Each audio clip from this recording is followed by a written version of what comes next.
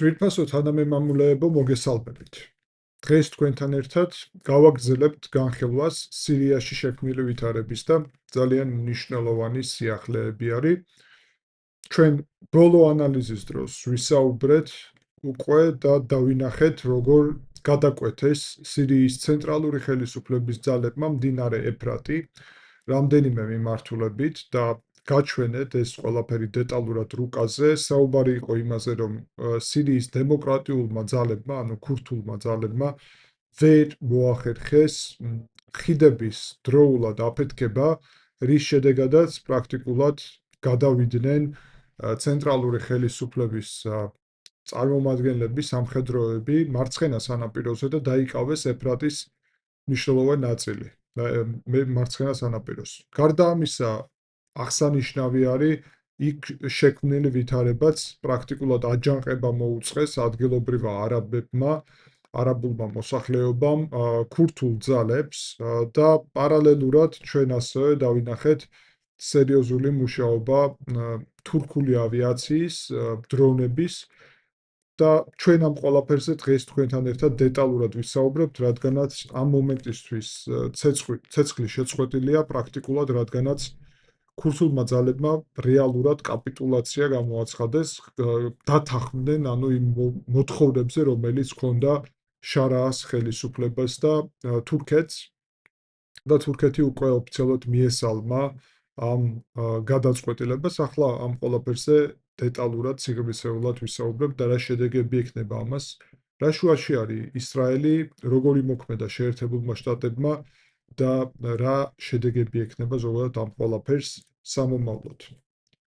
პირველ რიგში მინდა გთხოვოთ, რომ აუცილებლად დაალაიქოთ ეს ანალიზი, ეს მეხმარება იმაში, რომ მოვამზადო სამომავლოდაც ასეთი ანალიზები და მიმოხილვები და თუ თქვენ მოგწონთ ის, რასაც ვაკეთებ, გთხოვთ, რომ ეს აუცილებლად გააკეთოთ. ასევე აუცილებლად შემოუერთდით არხს, გამოიწერეთ არხი, მოიწონეთ არხიც და ვიდეოც, ჩართეთ შეტყობინებები, ასევე შეგიძლიათ დაწეროთ კომენტარებში თქვენი მოსაზრებები და შეგიძლიათ მხარი დაუჭიროთ არხს აღწერაში მოცემული საშუალებების მეშვეობით სურვილი შემთხვევაში. დიდი მადლობა და გადავიდეთ თავად თემის უკვე ანალიზზე.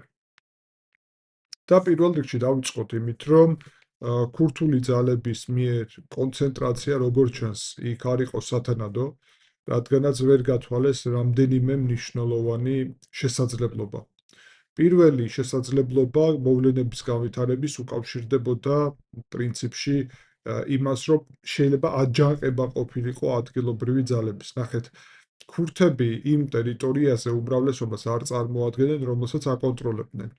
ეს ტერიტორიები, უმრავლესობა ამ ტერიტორიების დასახლებული არის არაბებით და შესაბამისად ქურთებისგან რადიკალურად განსხვავებული ეთნიკური ჯგუფის დასახლებული რეგიონებია, მათ შორის ქალაქი რაქა, მაგალითად და ასე შემდეგ.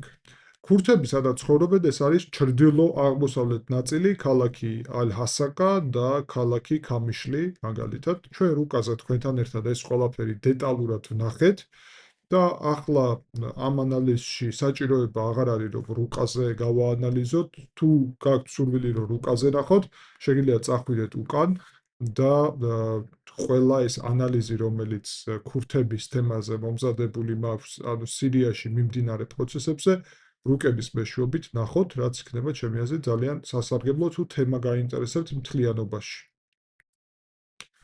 პარალელურად ძალიან მნიშვნელოვანი არის აღსანიშნავი, რომ ქურთების იქ გაძლიერება ზოგადად მოხდა იმ პერიოდში, როდესაც ბაშარ ალ-ასადის ხელისუფლება ჰქონდა ეს შიდა წინააღმდეგობა ვისთან? დღევანდელ ხელისუფლებასთან პრაქტიკულად და ეს წინააღმდეგობა იყო მეტწილად რელიგიური. ანუ ბაშარ ალ-ასადი და მისი ხელისუფლება იყვნენ ალავიტები. ალავიტები არიან შიიტური ისლამის განშტოება დაახლოებით და ალავიტები უმცირესობას წარმოადგენენ სირიაში. ანუ უმცირესობა რელიგიური მართავდა სირიას, რითაც უკმაყოფილო იყო გამოიცანით ვინ და რა თქმა უნდა უმრავლესობა და უმრავლესობა ვინ არიან? არიან რელიგიურად სუნიტები. სუნიტურ სამყაროში არის ორი წამყვანი ლიდერი, ეს არის საუდის არაბეთი და თურქეთი, ხოლო შიიტურ სამყაროში ერთადერთი ლიდერი ირანი. სწორედ ამიტომ ასადის ხელისუფლებას უწოდებდნენ პრო-ირანულ და პრო-რუსულ ხელისუფლებად, თან რუსეთთანაც საკმაოდ მჭიდროდ თანამშრომლობდა საბჭოთა კავშირთან ჯერ კიდევ მამამისი ჰაფეზ ასადი და მერე უკვე შვილი ბაშარ ალ-ასადი და მნიშვნელოვანი არის, რომ ეს დაპირისპირება გარკვეულწილად საუდის არაბეთი, რა თქმა უნდა, იყო, მაგრამ ძალიან მცირედ იყო წარმოდგენილი. საუდის არაბეთის ნაცვლად იქ ყველაზე აქტიური მოთამაშე არის და ბუნებრივია ეს საზღვარი გააჩნიათ თურქეთი. და რეალურად სუნიტური ისლამის ლიდერი მაინც და მაინც საუდის არაბეთი მარტო ნამდვილად არ არის და ბატონ ერდოღანს გააჩნია ამბიციები, რომ თვითონ არის სუნიტური მუსლიმური სამყაროს ლიდერი და პრინციპში სუნიტებს კიდე მიაჩნიათ, რომ შიიტების ლიდერებიც თვითონ არიან, ანუ ეს არის განსხვავება და შიიტებს მიაჩნიათ საპირისპირო, თუმცა სუნიტები 90% არიან დაახლოებით, და შიიტები 10%, ანუ ისლამურ სამყაროში, ასე რომ თანაფარდობა, ხო? პოლიტიკური შინაარსის განსხვავება არის რეალურად პოლიტიკური განზომილებიდან მათ შორის მმართველობის სათავეები ვის ხელში არის დაახლოებით და ბუნებრივად აწყობთ ეს, მაგალითად, თურქეთს აწყობს, რომ იყოს სუნიტური, ძალიან ბუნებრივად მისი ბუნებიდან გამომდინარე სახელმწიფოს, როგორიც ჰქონდათ მაგალითად ოსმალეთის იმპერიის დროს.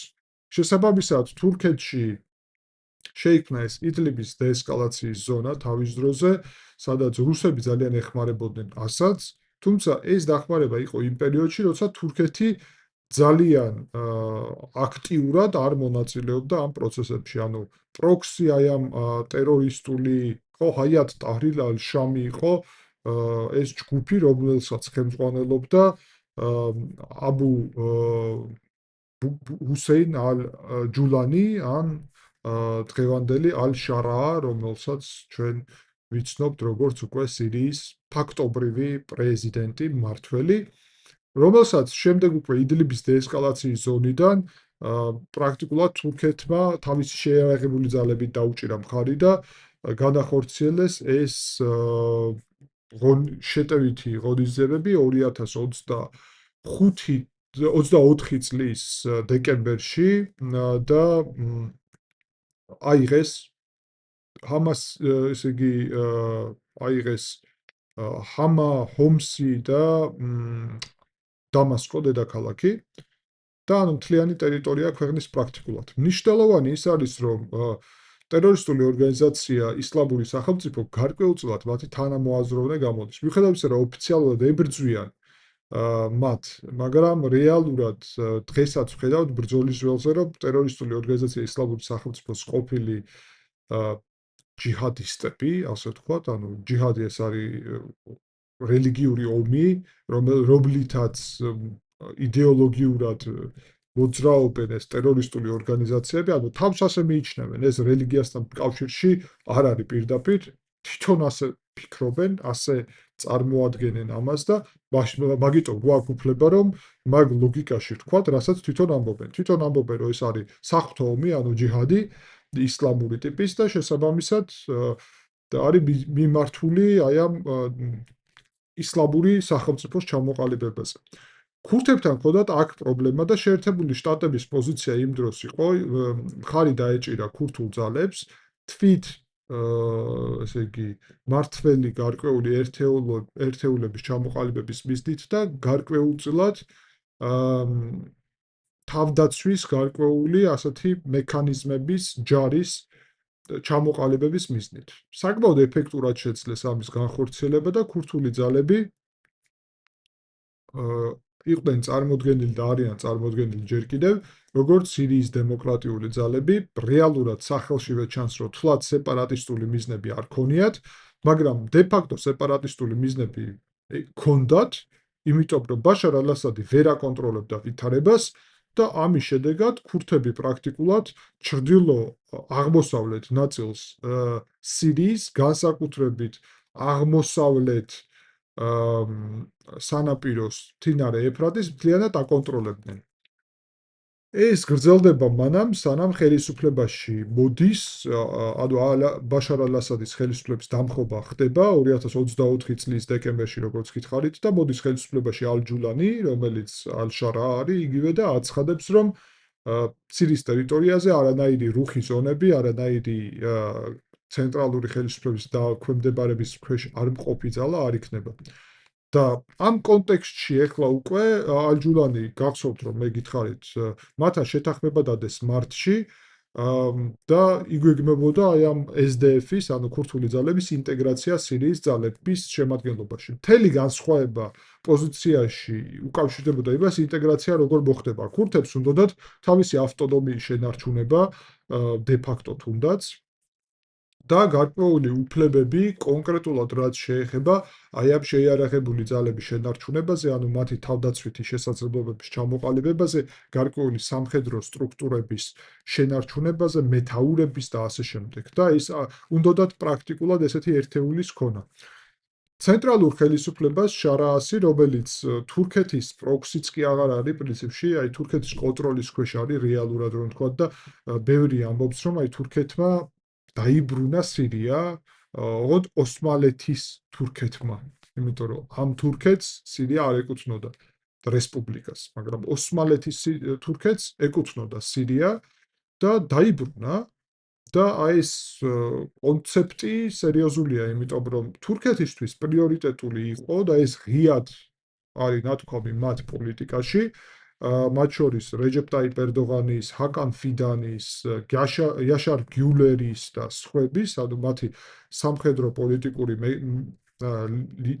წარმომადგენლების, ლიდერების, მეთაურების, რომ არანაირი ერთეული თუნდაც არაფორმალური სირიის ტერიტორიაზე ქურთებს არ ექნებათ, იმიტომ რომ ეს საფრთხე შეუქმნისო თავად თურქეთის ტერიტორიულ მთლიანობას, სადაც ქურთებს აღმოსავლეთ სამხრეთ, აი ამ სამხრეთ-აღმოსავლეთ ნაწილში აქვს გარკვეული მიდრეკილებები სეპარატიზმის მიმართულებით, ან ცალკე სახელმწიფოს ჩამოყალიბების და ასე შემდეგ. შესაბამისად, ბუნებრივია ალ-ჯულანის ეს ქმედებები. გახსოვთ, რომ ჩვენ უკაზე ვისაუბრეთ თავდასხმით ღონისძიებებზე, სადაც იკვეთება, რომ ბევრი ისლამური სახელმწიფოს ყოფილი წარმომადგენელიც მონაწილეობდა და ირონია იმაში მდგომარეობს, რომ თავის დროზე ქურთებმა რაქადან, რომელიც იყო ტერორისტული ორგანიზაცია ისლამური სახელმწიფოს დედაქალაქი, პრაქტიკულად რაქა გაათავისუფლეს ისლამური სახელმწიფოს, ანუ ისლამისტი რადიკალებისგან, ასე ვთქვა, აი ტერორისტებისგან. და დღეს ალ-ჯულანი, რომელიც თავად იყო ისლამისტი და პრინციპში რჩევა ალბათ, თუმცა რებრენდინგი აქვს ნამდვილად ვაღიაროთ. რომელიც ამ კონტექსტში იყო ჰაიატ ტაჰრირ ალ-შამ ტერორისტული ორგანიზაციას, ხო? თვითონ არ მიაჩნიათ თავი ტერორისტებად, ესეც უნდა გვესმოდეს. ლიდერი და ამავდროულად ეს ISIS ტერორისტული ორგანიზაცია, მათი პარტნიორი გამოდიოდა გარკვეულწილად, ეხლა დაბრუნდნენ რაქაში და დაბრუნდნენ უკვე რაქა დაიკავეს. ეს არის ძალიან მნიშვნელოვანი ფაქტორი, ანუ სანაპირო რომ დაიკავეს, რაქა მეც გახსოვთ წინაზე რუქაზე გაჩვენეთ და რაქაც მთლიანად აიღეს კონტროლის ქვეშ. ახლა უკვე. რატო მოხდა იქ? მნიშვნელოვანი და მარტივი კითხვა არის, იმიტომ რომ ადგილზე არაბებმა მოუწყეს აჯანყება. რატო მოუწყეს? პირველი რომ არაბებისთვის სუნიტები არიან და ეს ქურთები სუნიტები არიან, თუმცა იქ მოდათესავე ჯგუფია არაბული და აქ ქურთები მათთვის მარგინალური ჯგუფი, მოდი ასე ვთქვათ, არაბებისთვის, ანუ უმცირესობა არიან ქურთები სირიაში და უმრავლესობა არიან არაბები სირიაში და უმცირესობა და უმრავლესობას მართავდეს, მორალურად არ მოსწონთ ეს ფაქტორი და ამიტომ აჯანყდნენ, რომ ჩვენი ხელისუფალი არისო უკვე დამასკოში, ჩვენი ანუ იმ კუთხით რომ სუნიტური და არა შიიტური ბაშარ ალ-ასადი, ამიტომ არანაირი პრობლემა არ აქვს, რომ ალ-ჯულანის დაემორჩილონ, დაექვემდებარონ. და თურქეთთანაც რეალურად კავშირები სურთ, ანუ ისლამური სახელმწიფო ტერორისტული ორგანიზაციის კონცეფტი დაახლოებით ისეთი იყო, რომ მისი ქმედებები აწყობდა თურქეთს, თუმცა თურქეთი ოფიციალურად მათთან კავშირში ღიად ესე ანუ არ არის, ანუ მხარს არ უჭერს ოფიციალურად, არაოფიციალურად ბევრია სათქმელი, მოდით ყველაფერს მაინც ნოვიტყვი, მაგრამ რეალური ისლამური სახელმწიფო, მეგობრებო, იყო თურქეთი. უпростоოდ ოსმალეთის იმპერია. ანუ ოსმალეთის იმპერია იყო კლასიკური ისლამური სახელმწიფო, რას ნიშნავს? რომ ხალიფატის, ანუ სახალიფოს გაგრძელება იყო, ხალიფი მართავდა, ანუ ისლამური სამყაროს ლიდერი მართავდა რეალურად ოსმალეთის იმპერიას. ჩვენ ვუწოდებთ მას ოსმალეთის იმპერიას, თორე თვითონ თავის თავს ისლამურ სახელმწიფოდ მიიჩნევდა ერთადერთ ჭეშმარიტ და განუმეორებელ. და ზუსტად ამ კონტექსტში, ანუ სხვა ისლამური სახელმწიფო არ უნდა ყოფილიყო, იმიტომ რომ რადიკალური ისლამის იდეა იმაში არის, რომ უნდა არსებობდეს ერთი ისლამური სახელმწიფო. ანუ ყველა ისლამური ერი უნდა ცხოვრობდეს ერთ ისლამურ სახელმწიფოში. უფრო ღრმად არ შევალ ამ საკითხში, გაცილებით მეტის თქმა შეიძლება. სწორედ ამიტომ ახლა ადგილობრივი აჯანყების ფონზე და შარაას ხელისუფლების აქტიური წინსვლის ფონზე ჩვენ თქვენთან ერთად დავინახეთ უცებ საკმაოდ გადასვლა მდინარის და პოზიციების დაკავება, რომლის შედეგადაც რაქა ქალაქი ადგილობრივების აჯანყების ფონზე ასევე შეგვიძლია ვთქვათ, რომ კონტროლი დაამყარეს და ამის შემდეგ უკვე თურქეთი გამოდის განცხადებით. და აცხადებთ ღიად, რომ საკითხი მოგვარებულია და ქურთულმა ძალებმა პრაქტიკულად რადგანაც ვერ შეძლეს ის რისი იმედიც უნდა ქონოდათ და ჩემი პროგნოზიც იყო, რომ მდინარეზე შეეცდებიან კონტროლის გამყარებას, რადგან ძირითადად შიდა აჯანყების ფონზე ეს ვერ შეძლეს, პირდაპირ უნდა ვთქვათ, რომ ახლა ქურთებს არაფერი სხვა გამოსავალი არ დარჩათ და რეალურად რაც გააკეთეს ის არის, რომ დათანხმდნენ ესე იგი ახალ შეთანხმებაზე ცეცხლის შეწყვეტის, რომელიც გულისხმობს მარტის, აი ამ ცნობილი 2025 წლის მარტის შეთანხმების შესრულებას, ოღონდ მნიშვნელოვანი დათქმით ინდივიდუალურ ბაზაზე და არა ერთეულის. რაზეც იყო ზუსტად კამათი კი არა და დაპირისპირება ამ ორ ძალას შორის, თურქეთის და სირიის ცენტრალური ხელისუფლების ერთად და ქურთების აქეთ, რომ არანაირი ერთეულები არ უნდა კონდეთ. ახლა უკვე იძულებული არიან და უკან დაიხიეს ჰასაკას მიმართულებით ძირითადად იძულებული არიან, რომ მთლიანად ძალაუფლება დაუთმონ ცენტრალურ ხელისუფლებას. ცენტრალურ ხელისუფლება აცხადებს, რომ მათ ექნებათ კულტურული უფლებები, ენის უფლება, დღესასწაულების უფლება ქურთული და ასე შემდეგ, თუმცა იქნებიან ცენტრალური ხელისუფლების კონტროლის ქვეშ, არანაირი ცალკე შეიარაღებული ძალები არ ექნებათ და ვინც ინტეგრირებული იქნება სირიის შეიარაღებულ ძალებში, იმათ, ასე ვთქვათ, კონკრეტულად მათ წინააღმდეგ, ან მათ მიმართ, ესე ვთქვათ, იქნება გატარებული შესაბამისი უსაფრთხოების ზომები, ანუ შეამოწმებენ, მოკლედ, ვინ არიან ეს ძალები, რას წარმოადგენენ, რა შესაძლებლობები გააჩნიათ და ასე შემდეგ და ეს იქნება მნიშვნელოვანი მდგენელი ზოგადად იმისა, როგორ მოხდება ინტეგრაცია, რაც ძალიან საგულისხმო არის, ანუ ეს პრაქტიკულად ნიშნავს მეტწილად სწორედ იმას, რომ ქურთების საკითხი გარკვეულწილად მოგვარებული არის ახლა სირიის ტერიტორიაზე. რატომ იყო ეს პრიორიტეტი? თურქეთისთვის ეს პრიორიტეტი უკავშირდებოდა საკუთარ ტერიტორიაზე აი ამ ქურთული ძალების პოტენციური სეპარატიზმის მოძრაობიდან. მაგრამ მეორე მხრივ თურქეთის ლოგიკა გასაგებია. სირიის მთლიანად მოქცევა ეხლა ერთ-ერთეულად, რომელსაც შემდეგ ექნება მნიშვნელოვანი გაგრძელება და განვითარება უკვე სამხრეთის მიმართულებით. სამხრეთის, სადაც გულისხმობ კონკრეტულად დრუზების ნაწილს და ისრაელს. ძვირფასო თანამემამულეებო, ნახეთ, ალ-ჯულანი სახელიც კი მეტყველებს მის წარმოშობის ადგილზე. წარმოშობით არის ჰოლანის, ჯულანი, ჰოლანი იგივე არის მაღლობლიდან, მაგ ტერიტორიიდან, რომელიც არის ისრაელის კონტროლის ქვეშ 40 წელზე მეტია და რომელიც რეალურად ერთადერთი ქვეყანა არის, რომელმაც აღიარა ჰოლანდის მაღლობლები, როგორც ისრაელის ტერიტორიის ნაწილი. თორე საერთაშორისო სამართლის მიხედვით ტერიტორიები არის სირიის ტერიტორია, თუმცა სირიამ დაიწყო ომი ისრაელის წინააღმდეგ, ისრაელმა ეგ ტერიტორიები დაიკავა და რა ტერიტორიები არის? აი თქვენ გესმით მარტივად, ხო? ჰოლანდიის მაღლობლები. ისრაელი არის საკმაოდ ქვემოთ, რაც მინდორი არის დაახლოებით ნაპირზე მდებარეობს აღმოსავლეთ ხმელთაშუა ზღვის, ამიტომ მთები ისრაელში პრაქტიკულად არ არის და ჰოლანდიის მაღლობლებიდან მთელი ისრაელი არის ძალიან ერთი ხელის გაწვდენაზე, რაღაც ხელის გულზე.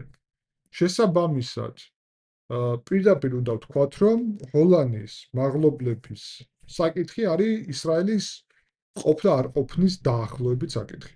სწორედ ამიტომ საინტერესო არის, რომ ეხლა ქურთების საკითხის მოგვარების შემდეგ გადაინაცვლებს მთავარი საკითხი სამხრეთით, სადაც არის ძალიან კონკრეტული და ცნობილი თემა, ეს არის დრუზების თემა, სადაც პრობლემები ჯერ კიდევ შეიძლება გაგრძელდეს, იმიტომ რომ დრუზების ავტონომია ჯერ კიდევ რჩება დღის წესრიგში. ნახევრად ავტონომია აქვთ დრუზებს იქ. და საქმე იმას უკავშირდება, რომ ეს დრუზები, რომლებიც სირიის კონტროლის ქვეშ ცხოვრობენ პირდაპირ საზღვარზე, აი აქ სამხრეთში სირიის, ჰოლანდიის მაღლობლებიც, რომელიც ისრაელის ტერიტორიაზე არის, ანუ კონტროლის ქვეშ არის, ცხოვრობენ დრუზები. და ეს დრუზები იმ დრუზების მონათესავე არიან პირდაპირ გაგებით, ანუ ერთი ოჯახიან, გაყოფილი ოჯახები და ასე შემდეგ. ამიტომ დრუზები ითხოვენ ისრაელისგან დაიცვან მათი ნათესავები საზღვრის მეორე მხარეს. შესაბამისად, ქურთების საკითხის მოგვარების შემდეგ უნდა ველოდოთ, რომ სირიის ცენტრალური ხელისუფლების ყურადღება იქნება გადატანილი დრუზების და შემდეგ უკვე ჰოლანდიის მაღლობლების მიმართულებით. ეს ძალიან მნიშვნელოვანი და საინტერესო საკითხებია, რომელიც პრინციპში გულისხმობს, რა თქმა უნდა, სწორედ ჰოლანდიის მაღლობლების მიმართულებით პოტენციურ კონფლიქტს. თუმცა როგორი ტიპის კონფლიქტი იქნება ეს ძალიან სერიოზული კითხვაა, იმიტომ რომ ჩვენ რასაც ვხედავთ დღეს, ეს უკავშირდება რეალურად იმას, რომ სირია მნიშვნელოვნად ამზადებს დღეს საკუთარ შეიარაღებულ ძალებს.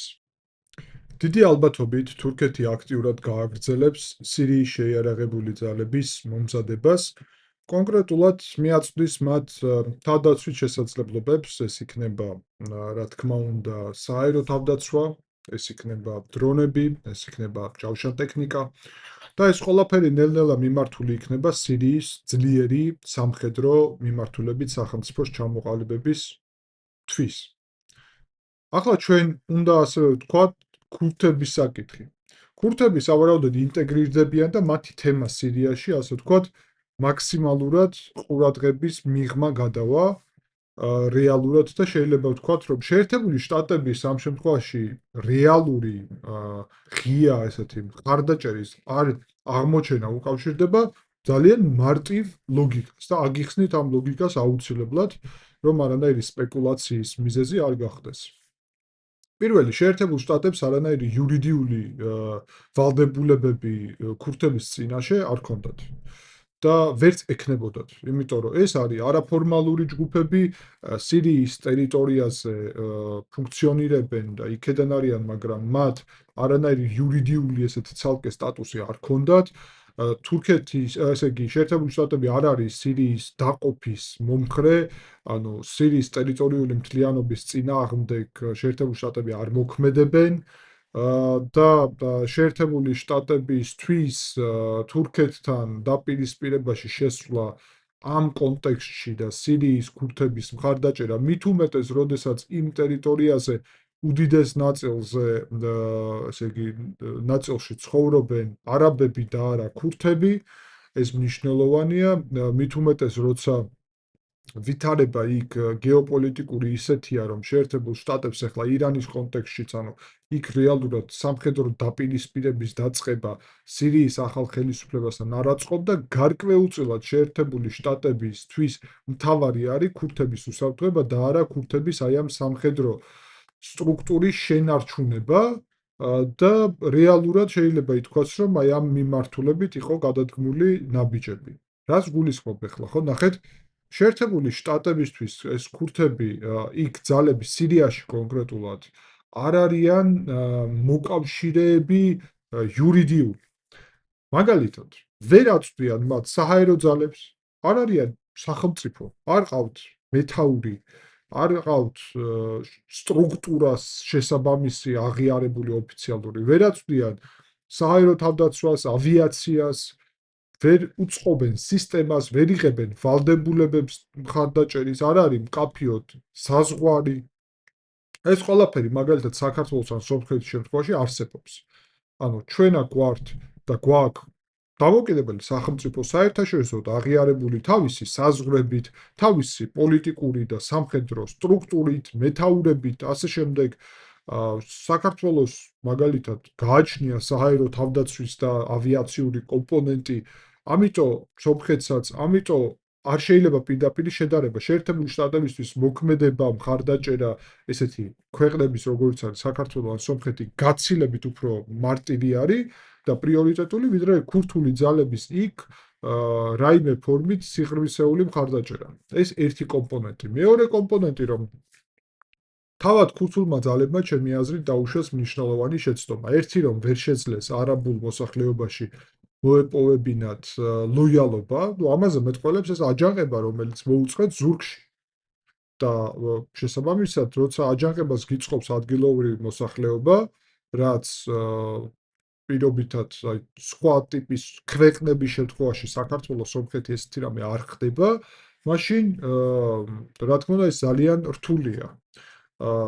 თუმცა საქართველოს შემთხვევაში შეგვიძლია ვთქვათ, რომ აფხაზების და ოსების მონაწილეობა ამ სეპარატისტულ პროცესებში, რა თქმა უნდა, რომ არ ყოფილიყო და ლოიალურობა რო ყოფილიყო ერთიანი სახელმწიფოს მიმართ, მაშინ რუსეთს გაცილებით გაუჭირდებოდა იქ ნებისმიერი ესეთი სამხედრო ოპერაციების წარმოება, თავდასხმა და ასე შემდეგ. ასე რომ გარკვეულწილად პირდაპირ არ ვადარებ, მაგრამ ჩვენც მსგავსი პრობლემა შეგვექმნა და ქურთებს ცოტა სხვა კონტექსტში შეექმნათ ახლა პირიქით, მაგრამ კი ბატონო, ლოიალურობა რომ არ იყო ადგილობრივი მოსახლეობის ამ ქურთული ძალების მიმართ, მაგან გამოიწვია მნიშვნელოვანი პრობლემა, რადგანაც ერთი მხრივ გიტევენ, მეორე მხრივ ადგილობრივი მოსახლეობაც ასევე შენს წინააღმდეგ არის აჯანყებული და აჯანყდნენ შეიარაღებულად მათ შორის ეს არაბული იქ დაჯგუფებები და მაგით რა თქმა უნდა მნიშვნელოვნად ხელი შეუწყეს ცენტრალური ხელისუფლების მიერ კონტროლის აღებას. ანუ ქურთებმა ეგ ერთი ვერ შეძლეს და მეორე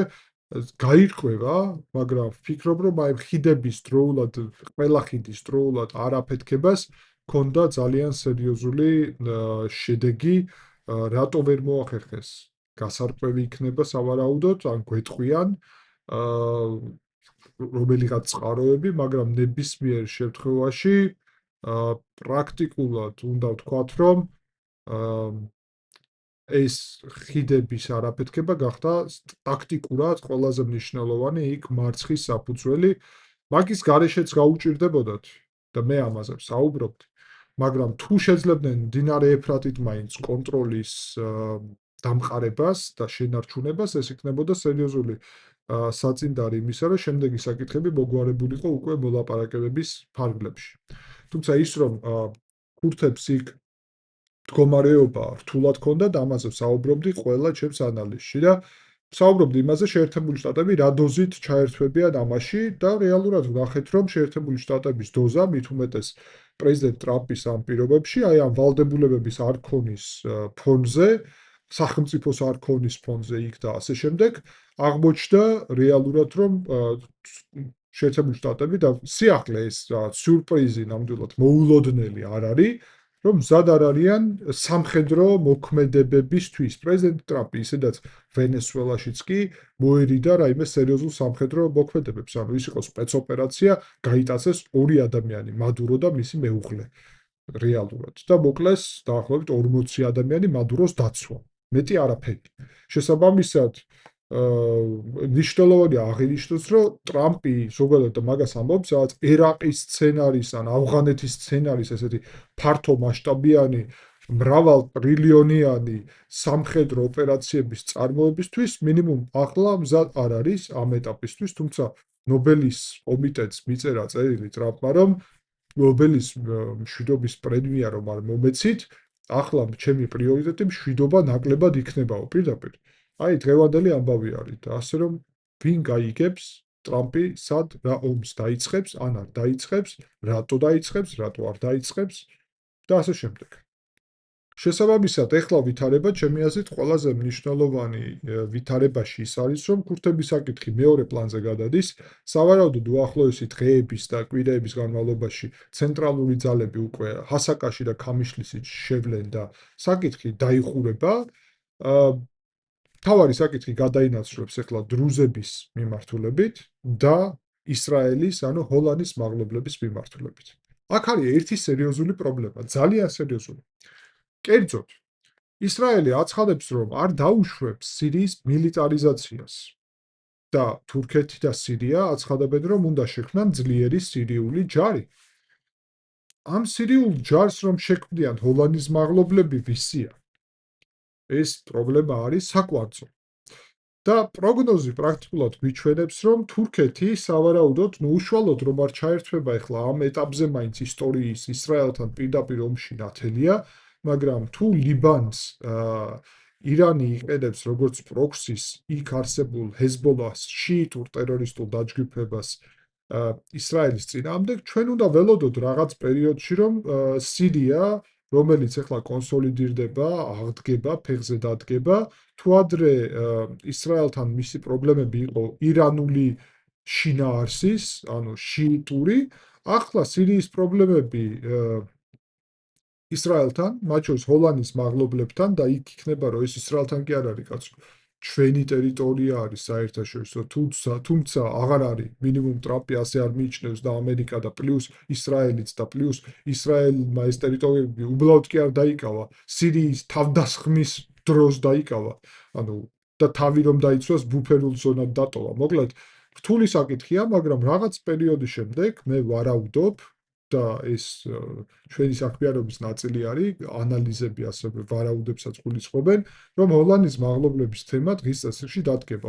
პარალელურად დრუზების თემა, ანუ ან მანამდე უფრო დრუზების თემა, იმიტომ რომ დრუზები გახსოვთ რუკაზე გაჩვენეთ, სამხრეთ აღმოსავლეთ ნაწილში დღეს რაღაც ნახევრად ავტონომია აქვთ უკვე და აი ნახევრად ავტონომიების ამბავს როგორც წყვეტენ, ხედავთ ხო სამხედრო ძალით. ანუ ჩვენ უნდა ველოდოთ რაღაც პერიოდის შემდეგ დრუზების ნახევრად ავტონომიის საკითხის მოგვარებას, ან მოგვარების მცდელობას და იქ გაჩნდება მთავარი მნიშვნელოვანი კითხვა.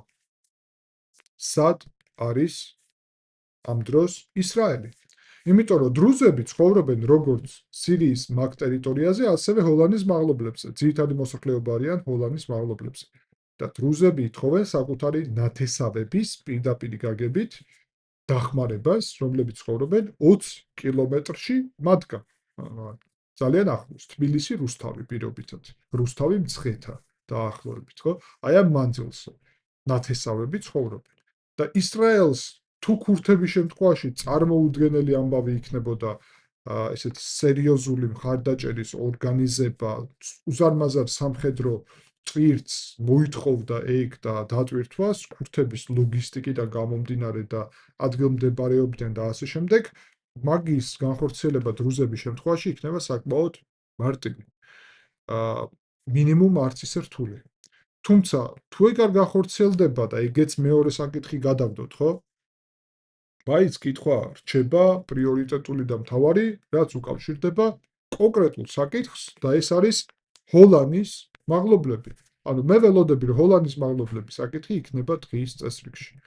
ხოლო ისრაელს ნათქვამი აქვს უკვე, რომ არ დაუშვებს სირიის მილიტარიზაციას და წინასწარ დარტყმებს განახორციელებს. ანუ თუ ისრაელი ბომბავს სირიას, როცა სირია ქმნის ძლიერ საჰაერო თავდაცვას, თურქულს, დრონების ჯარს, თურქულს, შეიარაღებულ ძალების სხვა კომპონენტებს, თურქულს, მაშინ დაპირისპირება შედის ცხელ ფაზაში, იმიტომ რომ ისრაელი არ დაუშვებს მაგას, თურქეთისთვის კი პრიორიტეტია ეგეთი სირიის შექმნა. რატომ? ეგეთი სირიის შემთხვევით, მეშვეობით შეიძლება ისრაელთან არაპირდაპირი პროქსი ომის წარმოება. ანუ როგორც ჩვენ ხედავთ, რომ ჰეზბოლაჰი ლიბანიდან, იემენიდან, ჰუსიტები ისრაელთან პროქსი ომს მართავენ ირანის დავალებით, მხარდაჭერით, ჩვენ პრაქტიკულად გარკვეულწილად იგივეს ვიღებთ პირველ კერას თურქულ ისრაელულ ებრაულ კერას და ეს კერა არის სირია და არის ჰოლანდის მაღლობლები და იხსნება ახალი ფრონტი. სავარაუდოდ რამდენიმე კვირის, თვის განმავლობაში შეიძლება პირობითად წელსაც არ იყოს და შემდეგ წელს გააჩნია ვითარება როგორ განვითარდება. თუმცა ეჭვი მაქვს, რომ დიდი ხანი ლოდინი ჩვენ არ მოგვიწევს, რომ ნახოთ ალ-შარა დემოკრატიისგან როგორ უცებ გახდება როცა მოაწყობს სიტუაციას თურქეთის წაქეზებით გახდება ესეთი ჰოლანდის მაღლობლებისთვის თან მისი სამშობლო არის არჯულანი ჰოლანი მებრძოლი და შეიძლება იქ სადღაც კიდე დაემატოს ანტი-ისრაელული, ანტი-ებრაული რიტორიკა და ნარატივები. რატომ? ну იმიტომ რომ ისლამისტი იყო და რჩება და ისლამისტი არის პოლიტიკური ისლამის ან რადიკალური ისლამის მიმდევარი. დღის წესრიგი რჩება ისრაელის სახელმწიფოს განადგურება და რეალურად რაღაც სახალიფოს მსგავსი შექმნა. შესაბამისად, ეს ყველაფერი არის ძალიან რეალისტური, მნიშვნელოვანი, ასე რომ თქვენთან ერთად ჩვენ გავაგრძელებთ ამ საკითხების მიმოხილვას. თუ დაგაინტერესათ ამ ანალიზმა და მიმოხილვამ, ამ ფორმატმა, მათ შორის და ამ მსჯელობამ, გთხოვთ რომ აუცილებლად დალაიქოთ ეს ვიდეო და მოიწონოთ, კი ბატონო, და გამოიწეროთ არხი, ჩართოთ შეტყობინებები და შევხვდებით შემდეგი ჩვენი მიმოხილვის დროს.